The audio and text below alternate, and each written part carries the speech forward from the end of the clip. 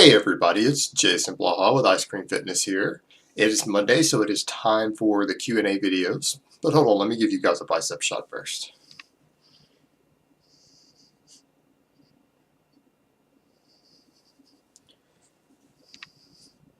Alright, let's get right into this.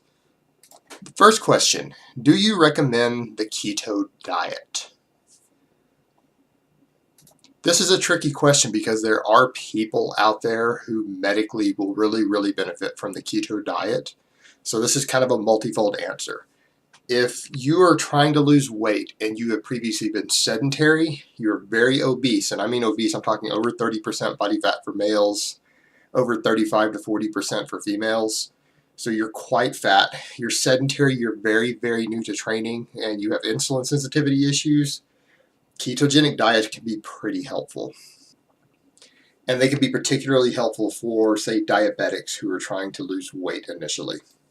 And it can also be helpful for a number of other medical conditions, ranging from Meniere's disease, which I do have, and I tried to mess with it for a little while for that, but I just couldn't do it, to epilepsy, potentially even Alzheimer's. So, I mean, there are medical uses for this. But as far as people who are already at a healthy body fat or anywhere near a healthy body fat, who want to get leaner or who are concerned with optimal body composition, I can't really recommend it because ketogenic diets have flat been shown to be less muscle sparing in active individuals than higher carb diets. And I know people try to say things like ketones are muscle sparing, and they are. All calories are muscle sparing, but ketones are not as muscle sparing as blood glucose is. Carbs are more muscle sparing than dietary fat or ketones. So there's just no way for you to get around that. They're not really ideal for hard training individuals trying to lean out. Now, I'm not saying don't do them if you just happen to enjoy that type of diet and that's what you want to do for whatever your reasons are, or you have medical issues that it seems to mediate, then by all means continue, but it wouldn't be my first choice for most active individuals who are seeking optimal body composition. It just wouldn't be. All right, next question. Can I do your 5x5 program every other day instead of a set 3 days? Well, you could, but I would recommend that you use steroids if you want to do that, because what you're going to find is that my program has a huge amount of workload. It is a very aggressive linear progression program, and the biggest complaint that I've seen leveled against my program by most experts is that the volume is too high. I have you in the gym for quite a long time, and I'm beating most novices up on this program a bit more than some experts feel is necessary. I, however, feel it's necessary for optimal gains, but it's been criticized for that. So by cutting out rest days and working in an extra workout every 2 weeks that is already a high volume, high progression program, you're going to end up burning out a lot easier. You may have trouble with recovery. You may have trouble adapting. And so if you're trying to run this program natural, run it as is. Don't start messing with it. I'm really pushing most people to their recovery limits if they're a 1 year or less serious training. So no, don't mess with the frequency. All right, next question. Static stretching, worth it? If so, when? We all know not pre-workout. I'm glad you added the last part because I've covered that in another Q&A. Let's just skip that. Static stretching is useful. It can be helpful for mobility, for flexibility work, and some feel, and I personally feel this way, that it does seem to aid in recovery a bit. And so I like to static stretch, particularly muscles that I've worked with a bit more volume. I like to definitely stretch them post-workout. And anything that's starting to cramp up or anything after I train, I will always do static stretching for it, in addition to foam rolling. And muscles that just get particularly tight easily, like hamstrings, pecs, things like that, I tend to stretch every day. And I recommend any muscles that are fairly tight for you or have historically been inflexible that you do static stretching for them on a daily basis. That will benefit you in the long run. All right, next question. How much mass and strength in terms of 1 rep max on a bench could one achieve through bodyweight training, i.e. push-ups, dips, pull-ups, slow negatives, etc.? Where does bodyweight training belong in a strength program, a sport-specific routine, etc.?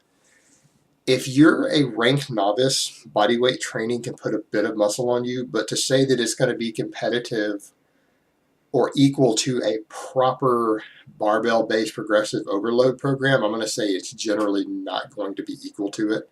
And it's not to say you can't build a decent amount of muscle, but you're going to reach a threshold to where you can do 50 or 100 push-ups, and you just don't build muscle off of using a weight that light for the most part without getting really, really creative.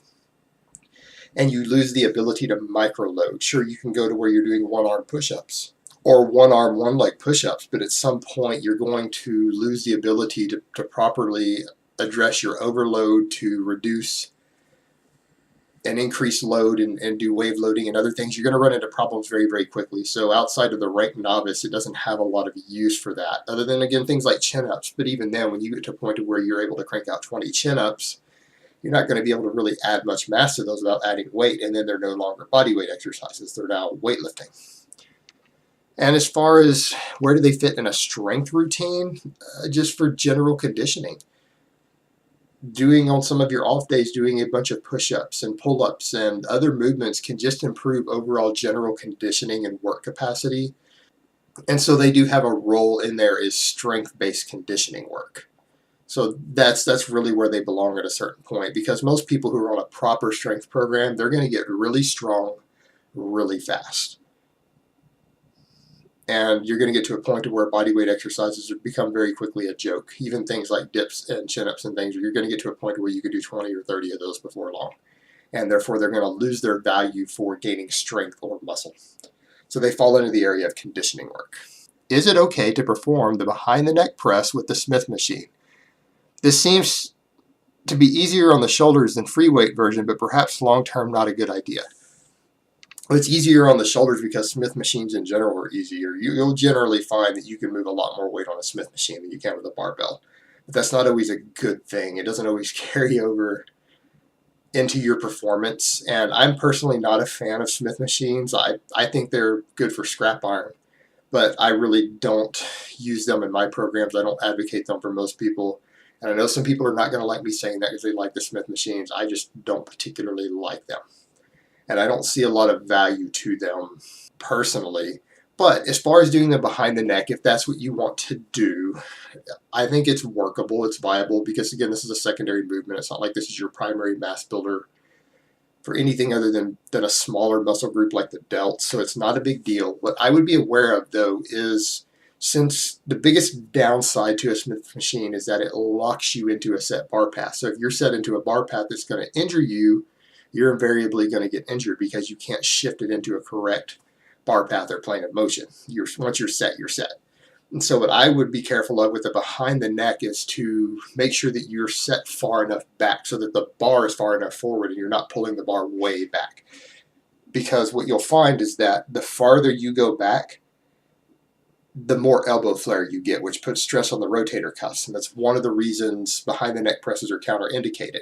So if you keep the bar far enough forward that you can touch the neck, and you might have to lean the head forward slightly at the bottom to clear and touch your traps, it allows you to get more elbow tuck even when you're back here. Whereas if it goes too far back, your elbows are going to flare more. You're going to put more stress on the rotator cuffs. So just make sure that you're set in a proper position for that, to where your hands and the bar are not going too far behind your head. Alright guys, that's really all I have to say on that today. I'm going to crank out at least one more of these for you guys later, and I will talk to you next time.